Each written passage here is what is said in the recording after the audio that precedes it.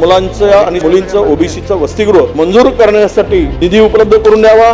प्राथमिक आरोग्य केंद्राच्या इमारतीच नाही, 43 किलोमीटरचा रस्ता आहे, पूर्णतः खड्डे पडले। सन्माननीय ज्येष्ठ सदस्य विजय वडेट्टीवार साहेब यांनी 4 सूचना या ठिकाणी मांडलेल्या आहे। मी सभागृहाला विनंती करतो 2026 विधानसभा विधेयक क्रमांक 4 विचारात घेण्यात यावे। होय ते बहुमत आहे, होय ते बहुमत आहे, विधेयक विचारात घेण्यात येत आहे। अध्यक्ष महोदय, या ठिकाणी या विनियोजन बिलाच्या अगोदर आपण मला संधी दिली त्याबद्दल मी आपला धन्यवाद। नाही पण मी 4 सूचना या ठिकाणी मांडलेल्या आहेत। एक तर चंद्रपूर जिल्ह्यातील ब्रह्मपुरी हे माझं मतदारसंघ आहे आणि यामध्ये 20,000 विद्यार्थी शिक्षण घेत असतात। सर्व शैक्षणिक सुविधा आणि जिल्ह्यातील पूर्व विदर्भामध्ये असलेलं एक असं क्षेत्र आहे की जिथे 20,000 विद्यार्थी शिक्षण घेत आहेत। त्यामुळे या ठिकाणी ओबीसी विद्यार्थ्यांच्या वसतिगृहाची व्यवस्था नसल्यामुळे ओबीसी विद्यार्थी अनेक विद्यार्थी शिक्षणापासून वंचित आहेत। त्यामुळे या निमित्तानं माजी मंत्री महोदयाकडे या बिल कपात सूचना मांडत असताना विनंती असणार आहे की या ठिकाणी 100 मुलांचं आणि 100 मुलींचं ओबीसीचं वसतिगृह मंजूर करण्यासाठी आपण यामध्ये शासनाने निधी उपलब्ध करून द्यावा आणि यावर कारवाई करावी अशी माझी या कपात सूचनेच्या माध्यमातून विनंती आहे।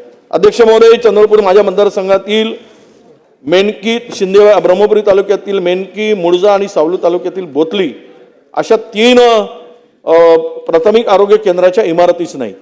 त्यामध्ये पावसाळ्यात संपूर्ण इमारती घडतात आणि फार रुग्णांची दुर्व्यवस्था त्यासाठी गैरसोय होते। त्यामुळे 3 इमारतीच्या बांधकामाला मंजुरी देऊन निधीची तरतूद करावी, यासाठी करण्याची आवश्यकता आहे।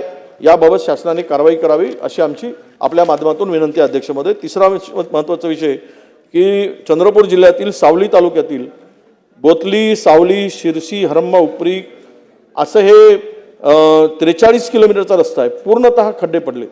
ट्रॅफिक बंद आहे, पोरांना शाळेमध्ये जाण्यासाठी अत्यंत अडचणीचा सामना करावा लागत आहे। वारंवार मागणी करून यासाठी निधी मिळत नाही। या रस्त्यावर अपघातांची संख्या फार मोठी झालेली आहे, अनेकांचा जीव गेलेला आहे, अनेक जखमी झालेत।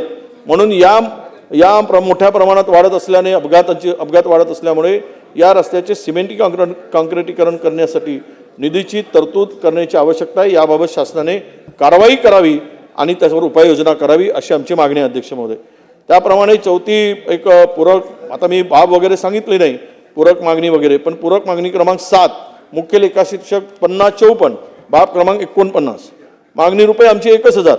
पण चंद्रपूर जिल्ह्यातील शिंदेवाई तालुक्यातील पुलगाव, देवडी, हिंगणघाट, नंदोरी, वसी, कोरा, खडसंगी, चिमूर, नेरी, शिंदेवाई, एकार, आरमोरी हा रस्ता राष्ट्रीय मार्ग 322 आहे। यामध्ये 123 ते 143 मध्ये सिमेंट काँक्रिटीकरणचे बांधकाम करणे आवश्यक आहे।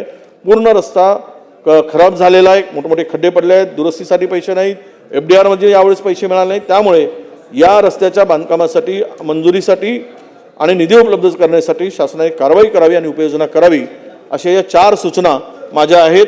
त्या संदर्भात मंत्री महोदयांना विनंती आहे की आपण बैठक लावावी आणि वस्तुस्थिती समजून या 4ही बाबी आपण मंजूर कराव्यात अशी आमची विनंती आहे।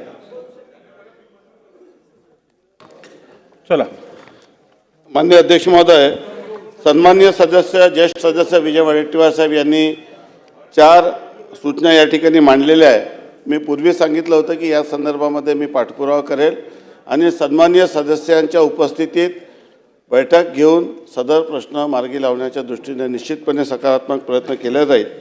आणि म्हणून मी सभागृहाला विनंती करतो की आपलं आजचं महाराष्ट्र 2026 विधानसभा विधेयक क्रमांक 4 महाराष्ट्र पुरवणी विनियोजन विधेयक 2026 विचारात घेण्यात यावे असा मी आपल्या अनुमतीने प्रस्ताव मांडतो।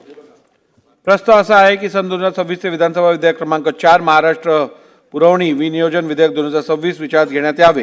प्रश्न असा आहे की सन 2026 विधानसभा विधेयक क्रमांक 4 महाराष्ट्र पुरवणी विनियोजन विधेयक 2026 विचारात घेण्यात यावे। का अनुकूल असतील होय म्हणावे, प्रतिकूल असतील त्यांनी नाही म्हणावे।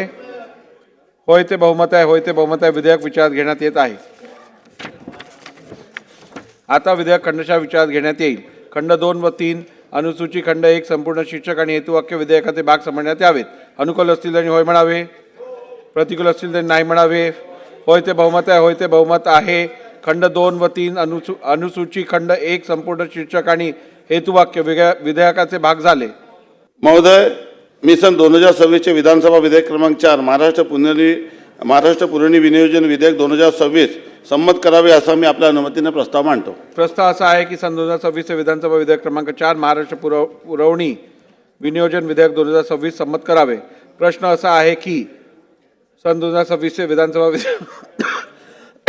विधेयक क्रमांक 4 महाराष्ट्र पुरवणी विनियोजन विधेयक 2026 संमत करावे. काय अनुकूल असतील त्यांनी होय म्हणावे, प्रतिकूल असतील त्यांनी नाही म्हणावे. होयचे बहुमत आहे, होयचे बहुमत आहे. विधेयक संमत झाले.